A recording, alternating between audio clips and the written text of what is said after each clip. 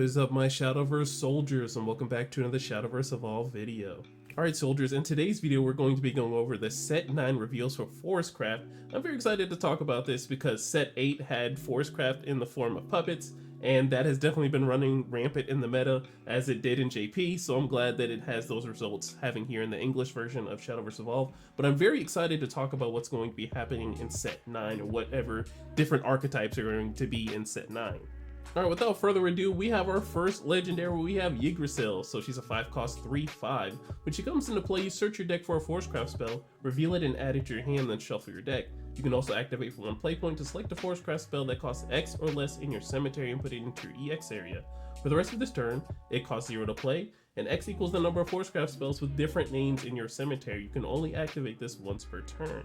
Alright, so it looks like with set 9, it looks like Forestcraft is going to be going in the direction of focusing on Forestcraft spells. I kind of like that because usually most of the time whenever a Forestcraft player is going to be playing a spell, it's either something like Nature's Guidance or Ivy Spellbomb that's going to be doing damage to either something on the board or bouncing something back into their hand. So I'm really interested in how many different Forestcraft spells people are going to be putting in their decks when they have this legendary.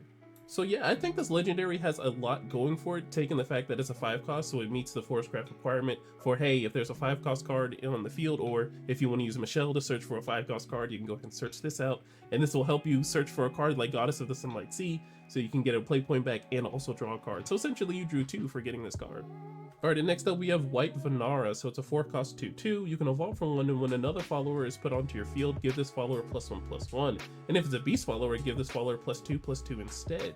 Alright, so it's good to see that Beast is getting the archetype and love that they deserve, because I think this is definitely a slept on archetype. I know Latika was a sort of beast, but they really didn't focus on like the beast aspect of her archetype. But now seeing that the beast followers are now getting some sort of buff from playing White Vanara, I'm glad to see that there might be some play to it in the future.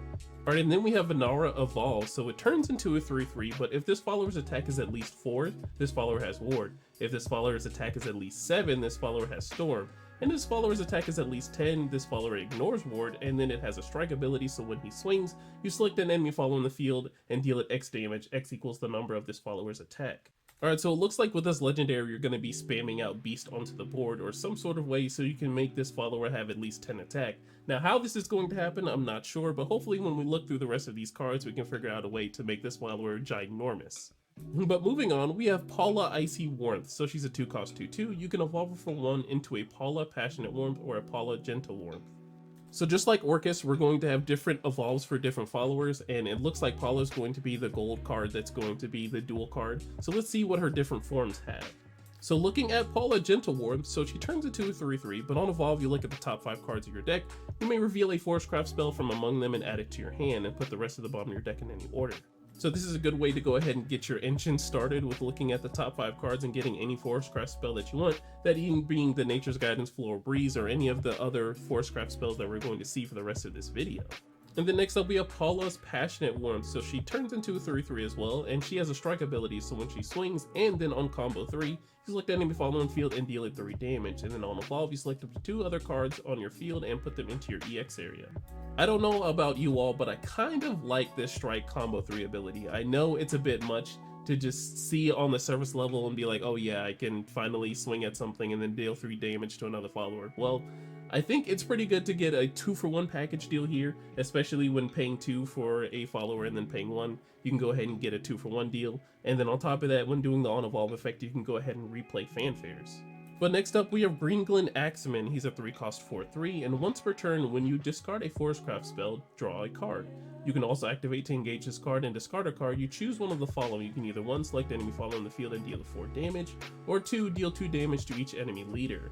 So on his own effect, when you discard a Forestcraft spell, when using his activate ability, you can go ahead and discard a card and then draw a card, and then on top of that you can deal 4 damage to something or deal 2 damage to an enemy leader. But I really do like how this card is a hunter card, because sometimes in the control matchup, when playing the hunter deck, there's sometimes you're not going to be using your hunter spells against the control matchup, so you can go ahead and pitch them and then draw another card and then potentially either deal 2 to the face. Alright, and next up we have Wrath of Nature, our first 4-cost Forestcraft spell card. So you deal 3 damage to each enemy follower in the field, and if there are at least 5 Forestcraft spells with different names in your cemetery, deal 5 damage instead and deal 2 damage to each enemy leader. So it looks like the theme is you need to get as many Forestcraft spells in your cemetery as possible while also generating some more value. So having a card like Wrath of Nature to go ahead and deal 5 damage to the entire board, and then on top of that to deal 2 damage to the leader is pretty good for at least a 4-cost spell. But you do, however, need to make sure you need the requirements to make sure you can deal the 5 damage, which if you're playing this deck, I feel like it should be pretty easy to get to the 5 spells in your cemetery. And moving on, we have Storied Falconer. So it's a 4-cost 3/3, you can evolve him for 1, but when he comes into play fanfare, you summon a Holy Falcon token. Y'all personally know how I love these 2-for-1 specials here, when I pay for 4 and then I get another card on the field, and then that other card also has Storm so I can swing with it. I enjoy that a whole bunch. Alright, and then we have the Falconer Evolve, so he turns into a 4/4, but on Evolve, select the Holy Falcon token on your field and give a +1 attack and Bane. Alright, so if your opponent does not have the means of removing your Falcon token through spells, you now have a way to go for a 1-for-1 trade. You can swing for 3 damage. If they answer the Falcon, which they need to because they don't want to be taking 3 for the rest of the game, they're going to lose a follower on field. Alright, and next up we have Owlman, so it's a 1-cost 2/1. When it comes into play, you select another beast follower on the field and give a +1/+1. So it looks like this is the card that's going to be helping white Vanara get to that 10/10 stats to go ahead and play this card. He gets +2/+2, and then you go ahead and add the +1/+1 on top of that. So it looks like you're going to be stacking a whole bunch of Owlmans on the white Vanara. Alright, and next up we have Blessings of Creation. So it's a 1-cost quick spell. You draw a card. If there are at least 5 Forestcraft spells with different names in your cemetery, you give your leader +2 defense. So from what I'm seeing here is Forestcraft got a super cracked insight. So Forestcraft is starting to look like Runecraft a little bit. I see a little bit of an identity crisis, but Forestcraft is just eating a little bit better because now they have a stipulation of if they have 5 Forestcraft spells in the cemetery, with different names of course, they can give their leader +2 defense. Alright, and next up we have Grasshopper Conductor. He's a 3-cost 3/3. You can evolve him for 1, but when he comes into play, if there are at least 5 Forestcraft spells with different names in your cemetery, select the enemy follower on the field and deal it 4 damage. Alright, so realistically, I don't think it's super possible to get 5 different Forestcraft spells by turn 3, but as the game goes on, when we use cards like Blessings of Creations to go ahead and draw us cards and help us dig through our deck a little deeper, it's going to be very easy to get that 5 Forestcraft spells in your cemetery, and then go ahead and deal 4 damage to something, and then evolve this follower. And speaking of Grasshopper Conductor Evolve, so he turns into a 4/4, and on Evolve you search your deck for a Forestcraft spell that costs 1 play point or less, reveal it and add it to your hand, and then shuffle your deck. Alright, so I really do like this effect. So you do play this card and you can potentially remove a follower if you have those 5 different Forestcraft spells, and then when evolving it you can go ahead and replace the card that you just played and add a 1-cost Forestcraft spell to your hand. Alright, so I think this is an interesting tech card for the Natura Forest deck, just because a lot of Stoneclaw's little spell card that buffs up her attack and then deals X to the board, depending on how much her attack, is a 0-cost card, so you can go ahead and search that card out if you're having a problem against wide boards. Alright, and next up we have Elf General, so she's a 5-cost 4/5. She has Ward, but when she comes into play, you summon 2 fairy tokens, you give them +1/+1 and Ward. Alright, so it looks like we got some more fairy support. I think a very good card that pairs up very nicely is the Titiana's Sanctuary, the amulet that gives a fairy token +1/+1 when it's put onto the field. So summoning 2 fairy tokens that are 3/3s with Ward is very good, especially doing it on 5 when paired up with Titiana's Sanctuary. But let's be real, no one's really running that sort of engine right now, but if you're going to be building more of a mid-range fairy deck, I'd say, try this out. Alright, so I'm assuming this says Leela. So we have Leela Arborist. She's a 1-cost 2/2. When she comes into play, you discard a card, give your leader +1 defense. If you discarded a Forestcraft spell card, draw a card. Alright, so this is the card that's really going to be helping us dig. So optimally, we're definitely going to want to pitch a Forestcraft spell so we can go ahead and put a card in the cemetery, go ahead and start off with 1, and then draw a card, dig a little deeper into our deck, and if we see a card like Blessings of Creations or something like that, we're going to be digging a whole lot throughout the game.